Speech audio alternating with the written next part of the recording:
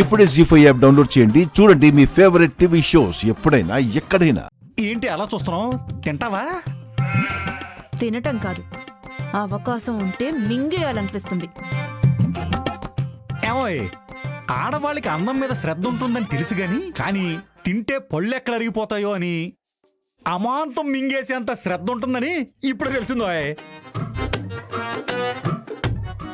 ఏ మాటగా మాట చెప్పాలి పద్మం.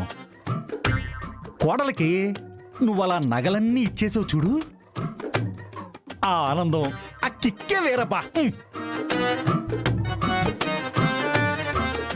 బంగారం లాంటి నా నగలు నా చేతులతోనే దానికి ఇప్పించడం నీకంత ఆనందంగా ఉందా?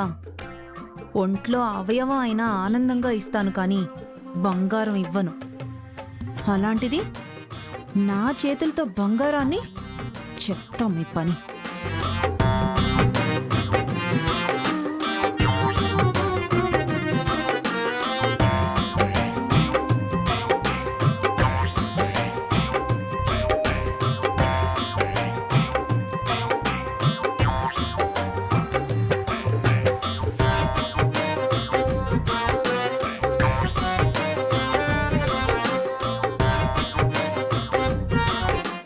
ఏంటి పద్మం?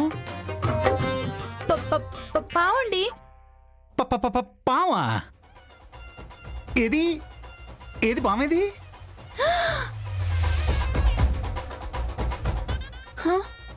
ఈ మొదనష్టపు తెలివితేటలకి ఏం తక్కువ లేదు. కాస్తలో తప్పించుకున్నాడు. పామేది? పాము వెళ్ళిపోయినట్టుందండి.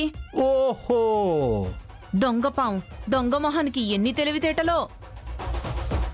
తిడదామంటే మాటలు కూడా రావట్లేదు. ఏ దానికి నీకు దూరపు చుట్టకి ఏమైనా ఉందా?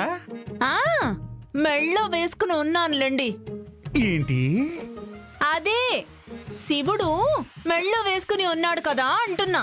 ఓహో, శివుడి మెళ్ళలో ఉందని తిట్టడానికి నోరు రాదు గాని కొట్టడానికి చేతులు, ఇంత పెద్ద కర్ర మాత్రం వస్తాయే. ఏమి భక్తి నీది?